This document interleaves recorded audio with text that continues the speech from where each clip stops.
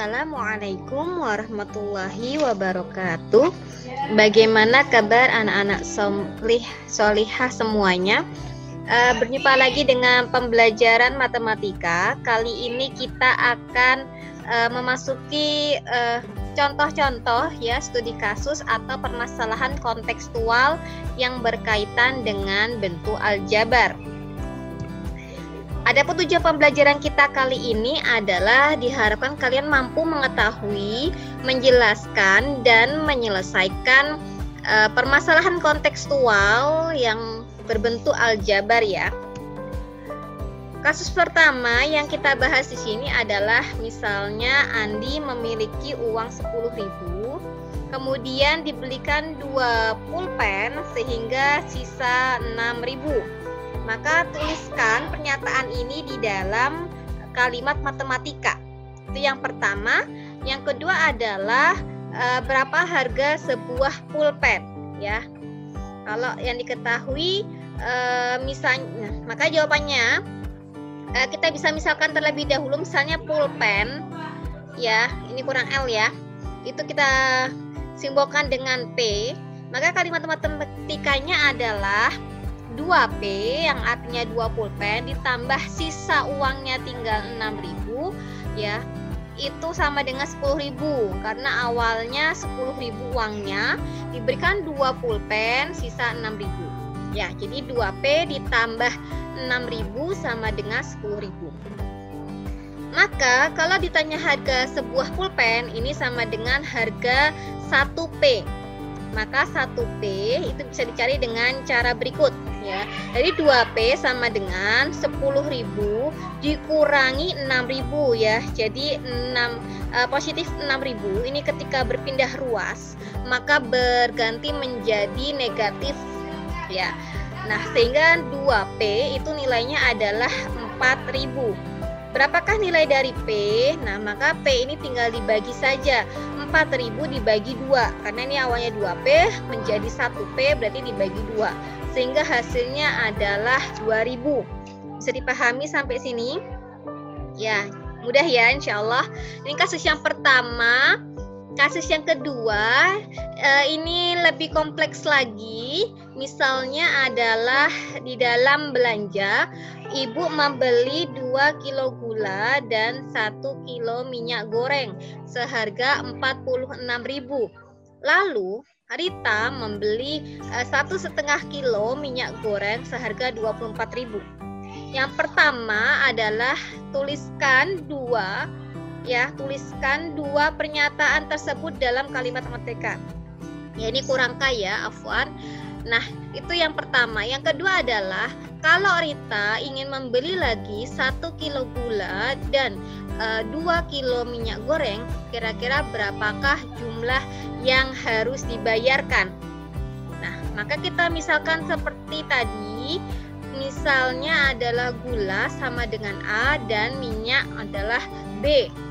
Nah, maka pernyataan yang pertama 2 kilo gula berarti 2A ditambah 1 kilo minyak goreng atau B itu hasilnya adalah 46.000.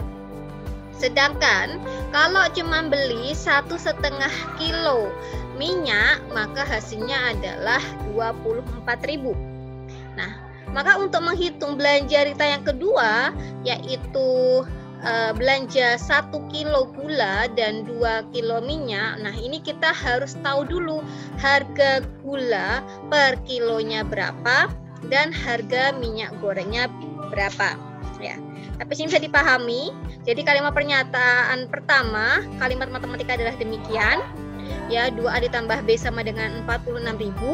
Sedangkan kalimat yang kedua itu dinyatakan dengan kalimat matematika 1,5 B sama dengan 24.000 ya. Nah, pernyataan pertama sudah kita tulis. Pernyataan kedua 1,5 B itu tidak lain adalah 1,5 atau 3/2 ya. 3/2 B harganya 24.000. Maka nilai dari B karena ini tunggal ya, kita cari dulu.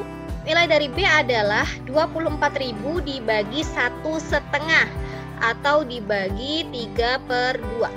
Nah, ketika ini pembagian dengan pecahan, ya sudah kita bahas di bab bilangan bahwa ini bisa menjadi perkalian, tetapi pecahannya ini dibalik ya, sehingga menjadi 24.000 dikali 2/3 ya, sehingga nilai B adalah 24.000 dikali 2 itu hasilnya adalah 48.000, kemudian dibagi 3 hasilnya menjadi 16.000.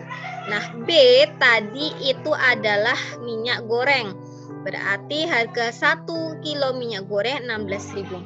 Nah, kalau tadi ibu membeli 2 kilo gula dan 1 kilo minyak goreng 46, maka B ini bisa kita masukkan langsung.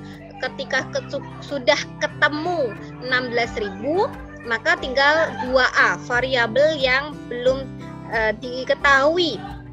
Maka 2A sama dengan seperti soal pertama, 46.000 dikurangi 16.000 sama dengan 30.000. A itu sendiri berarti adalah 30.000 dibagi 2. Karena yang ini adalah 2A, maka untuk menjadi A dia harus dibagi dengan 2. Ketemu 15.000. Sehingga kesimpulannya harga 1 kilo gula itu 15.000, sedangkan 1 kilo minyak itu 16.000. Maka kalau Rita mau membeli lagi 1 kilo gula dan 2 kilo minyak goreng, maka jumlah yang harus dibayar adalah untuk gulanya 15.000, untuk minyaknya adalah 2 kali 16, hasilnya 32. Sehingga jumlah semuanya adalah tinggal ditotal saja menjadi 47.000. Bisa dipahami sampai sini? Ya, nanti bisa dilihat lagi di modul ya, untuk diulang-ulang dipahami. Kasus yang ketiga, ini contohnya adalah pedagang buah. Ya, Pak Ali adalah pedagang buah di pasar. Saat ini ia menjual aneka buah mangga. Jadi ada mangga tipe A itu berisi 2 buah untuk tiap kilo. Mangga tipe B itu berisi 3 buah untuk tiap kilo. Dan mangga tipe C berisi 4 buah untuk tiap kilo. Nah, kalau terdapat 10 peti dengan 3 peti itu miliknya mangga tipe A, 4 peti mangga tipe B, dan sisanya adalah mangga tipe C, sedangkan total semua peti itu beratnya adalah 5 kuintal. Nah, maka berapa jumlah mangga masing-masing tipe yang dijual? Ya. Nah, ini tidak ada pertanyaan terkait dengan kalimat matematikanya. Jadi nanti bisa kalian bikin kalimat matematikanya, atau mungkin bisa kalian pahami alurnya dan kalian kerjakan juga bisa. Nah, ini kalau tidak pakai kalimat matematika. Ya. Jadi kita hitung dulu, petinya itu ada 10, jumlahnya 5 kuintal. Nah, 5 kuintal ini sama dengan 500 kilo. Berarti setiap peti itu isinya adalah 500 dibagi dengan 10 sama dengan 50.